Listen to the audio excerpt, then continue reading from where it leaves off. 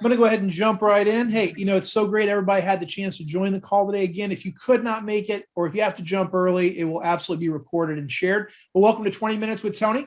We're going to actually jump in today and talk about pre-shift huddles and rallies or meetings, whatever you want to call them. But I want to share a few of the pieces I have. And it's funny, pre-shift huddles are one of those things where you actually can see them in many walks of life. You may see them at the Apple store. One of the very first places I ever saw a pre-shift rally, a pre-shift huddle, believe it or not, and they do a fantastic job, is the TSA. I used to fly out of Detroit Metro Airport pretty much weekly. And when I was flying out of DTW, when I would go into the American terminal, I could always walk in, turn a corner, and if I was there at the right time of day at shift change, the TSA agents would all be huddled around and they would be talking about safety and security and stuff that had happened the last shift. And I eavesdropped as long as I could on those before they thought I was some kind of security risk. But they really did a really nice job of talking through everything that really does need to happen inside of a pre-shift huddle. So I thought, what a great time to talk about it, because communication has become so very important, and customer experience and team experience, wait for it, will continue to drive your sustainable growth. So we're going to walk through the pieces and parts. Also, as a free gift, when we end this session, anyone who signed up for it, I'm actually going to send out all my pre-shift huddle tools. And you also get a link to the video that I'm going to put out in about 2 weeks on doing great huddles even deeper than what we're going to talk about today. So why do pre-shift huddles matter? Why do you have to do them? Because happy customers spend more, and pre-shift huddles will absolutely drive customer satisfaction. Why does customer service matter? Why does employee engagement matter? It comes back to that great experience. And the first reason it matters, happy customers will spend more, not just on this transaction, but they're going to come back more often and more frequently. Customers that you already have are more cost effective to keep than to attract new ones. If you've ever been out there managing client relationships, it's way more expensive to get a new client than it is to keep the one you have. You have things like rate compression. You have things like the marketing and all the sales pieces that have to go in to acquire a new customer. That's even if you're using Facebook advertising. It's way more expensive to go get a new customer than to keep the one you have. And here's probably the most important one in this social media era. They're going to recommend you. Social proof is so important that happy customers will recommend you. And here's my favorite thing. I can remember when I was working in restaurants, when a customer will jump to your defense when somebody, has the gall to say that you did something wrong. Maybe you did, maybe you didn't, but you'll find if you do a good job, customers will leap up to your defense. And there are two companies that come to mind here when I think about those kind of engaged customers. I think about Disney, think about Chick-fil-A. If you ever see anybody jump on a board and diss the Walt Disney Company or diss Chick-fil-A, you will see hundreds, if not thousands of people come to their defense. And I think that's the mark of a great service organization. And again, like I said before, great communication will drive great engagement. So I'm going to ask you, Scott, you're out there. I'm going to put you on. I know that you are a restaurant guy from way back.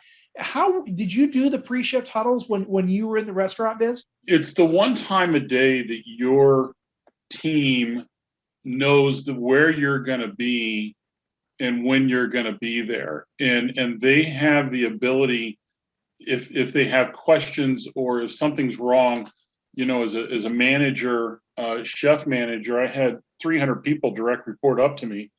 And inevitably, you would have 1,000 questions just walking from the back door to your office. And you could tell them after a while, hey, listen, I'll be in pre-shift. Let's bring this up then.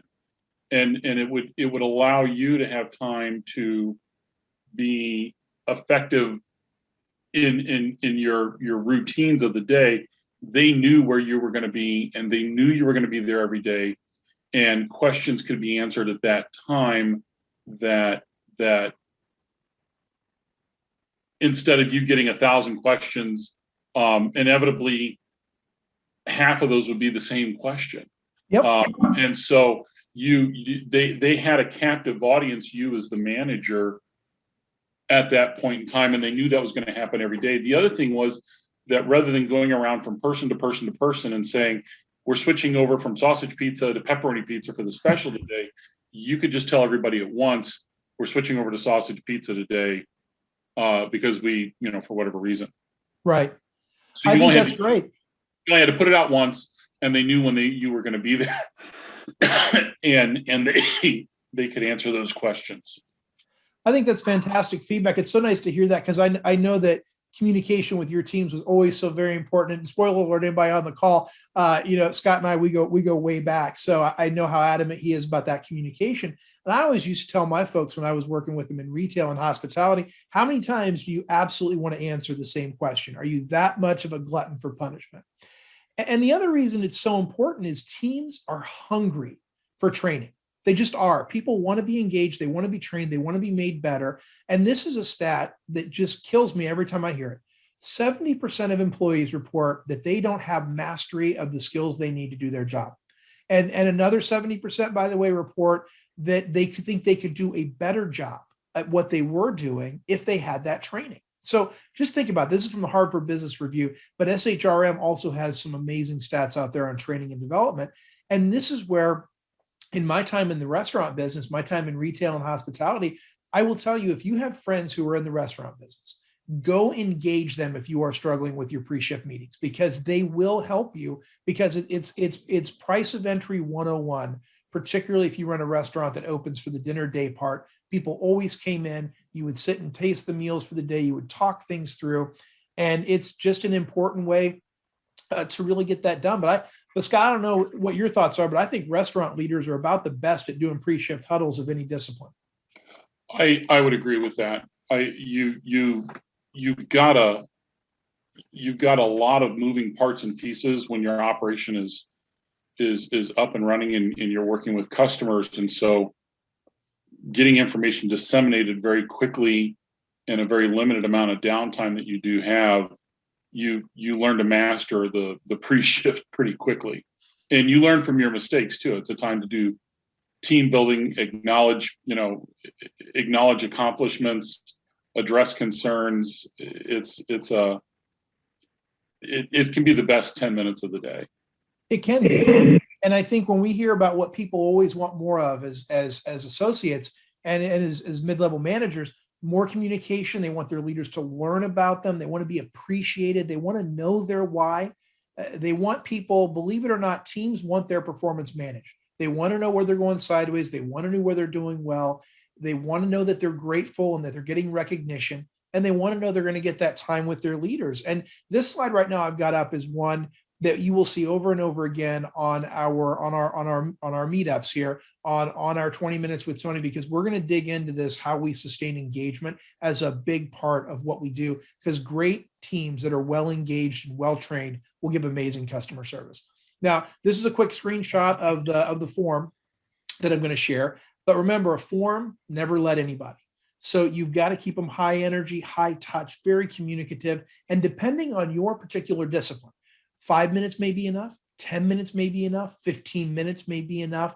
Just keep them as short as you can and no longer than they need to be. And if you really want to keep them short, do your meeting standing up. I think that's a really important way. Now, when we think about how we're going to create engagement and build your culture, or maybe rebuild the culture, you're going to do that one conversation at a time, one pre-shift huddle at a time. And this quote always tends to really inspire me. Nobody knows how much you know until they know how much you care. If anybody knows who that is, either shout it out or throw it in the chat if anybody on the call today knows where that quote came from.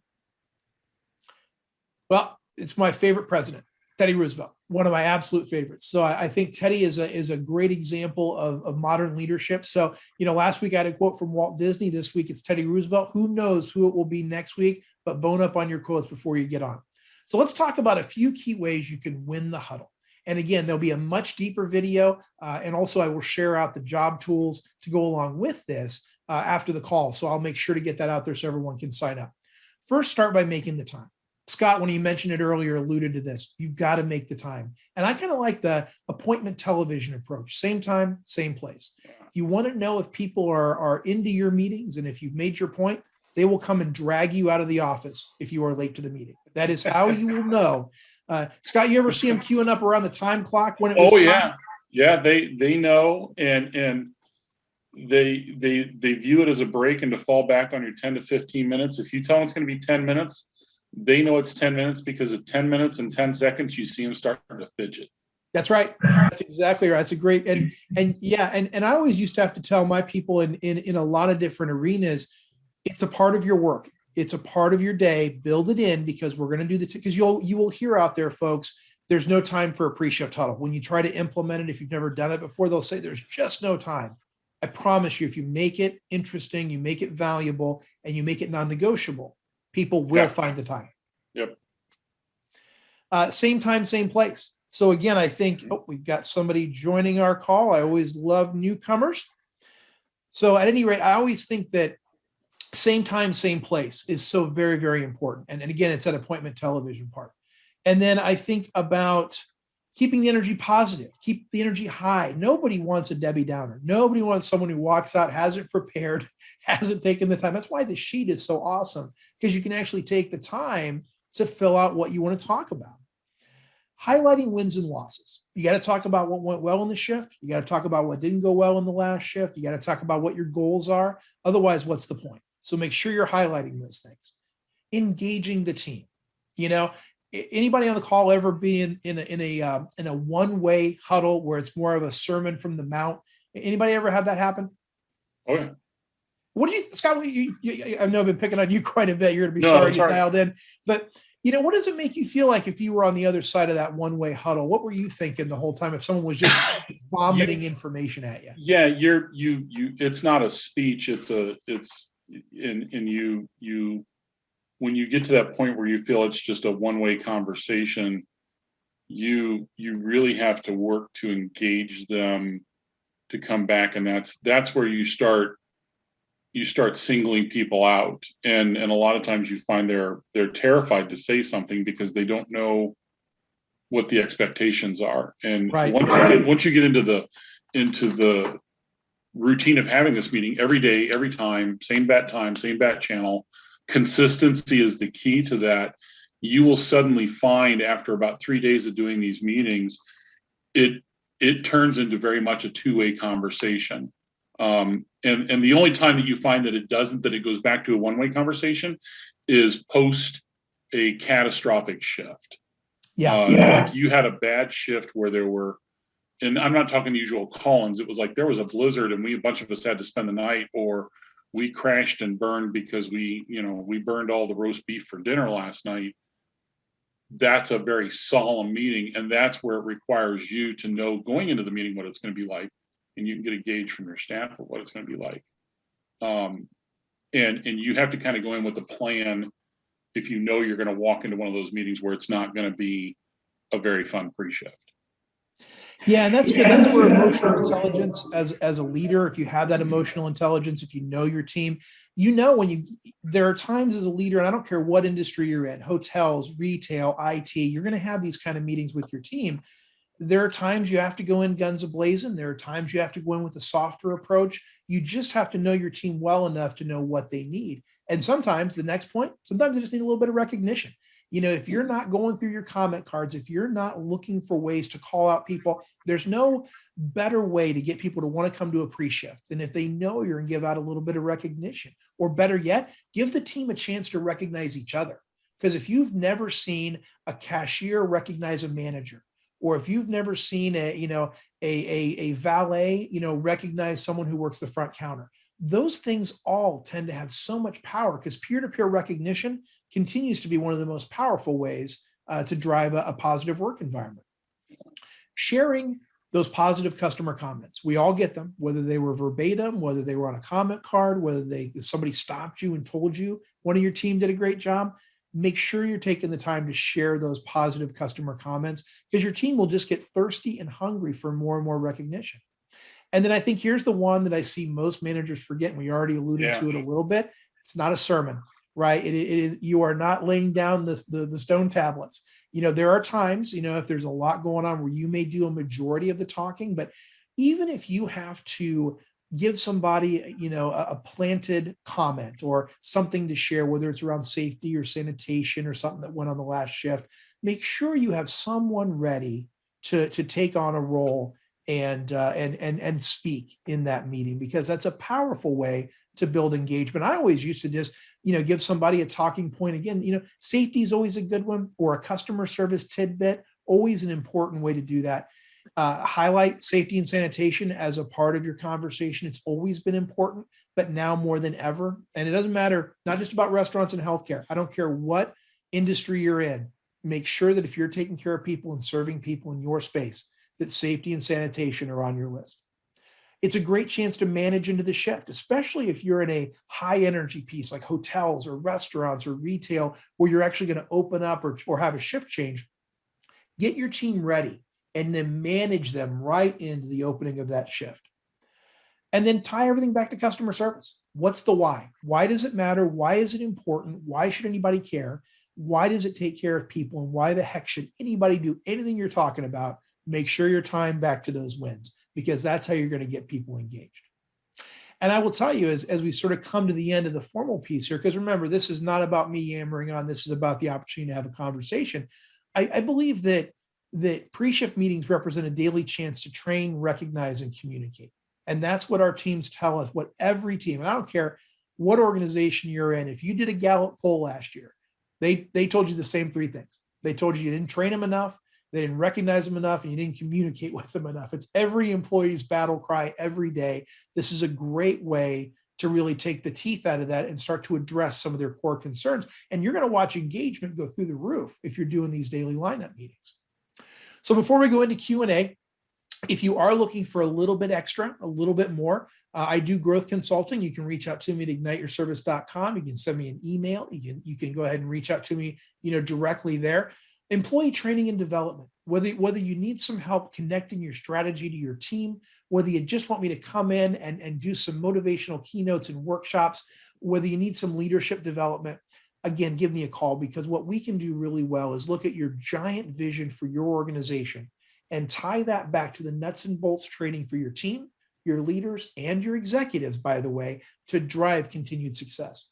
And then if you want a little shot in the arm, you want to do a little bit of motivation, maybe you're launching a new program or you're coming back from COVID-19 into your workplace and you really want to start off with a high energy approach, I've got some great keynotes that are wonderful for the time.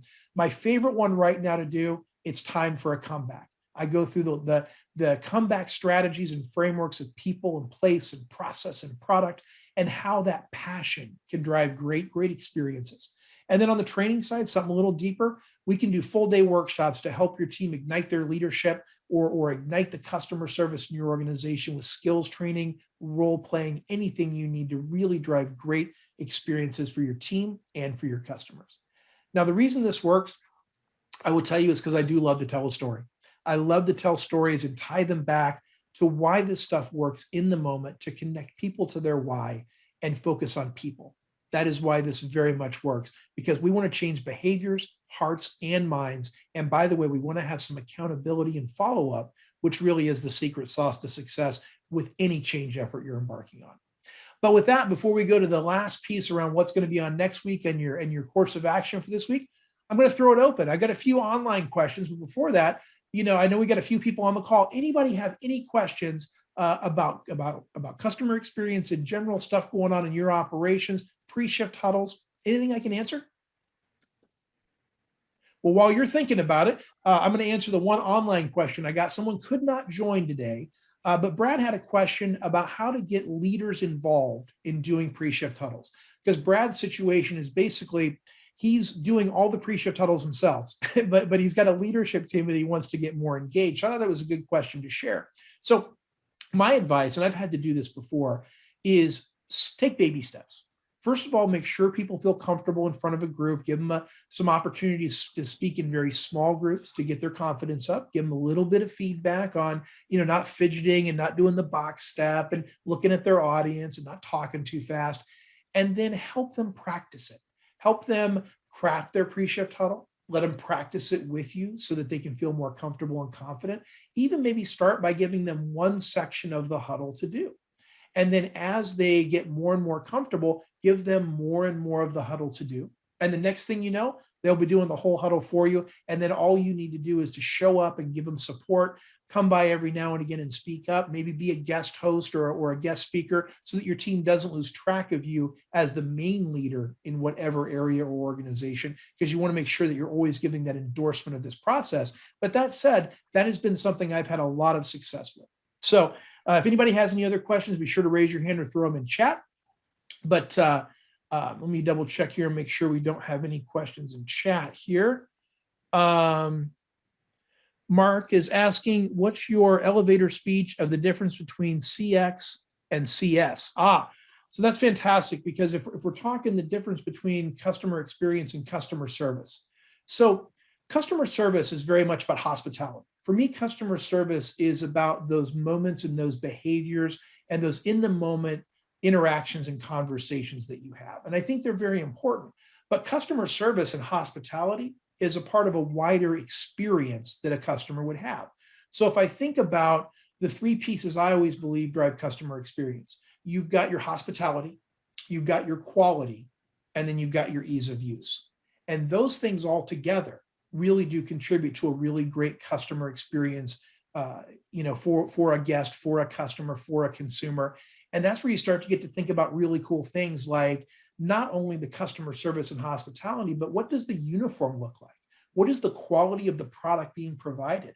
If you walked into a doctor or lawyer's office, is it orderly and organized and professional and dust-free and clean, along with providing a great service in a friendly manner? So all of those things together contribute to what I think is really great customer experiences. And that starts to grease the skids to customers that want to come back again and again and again.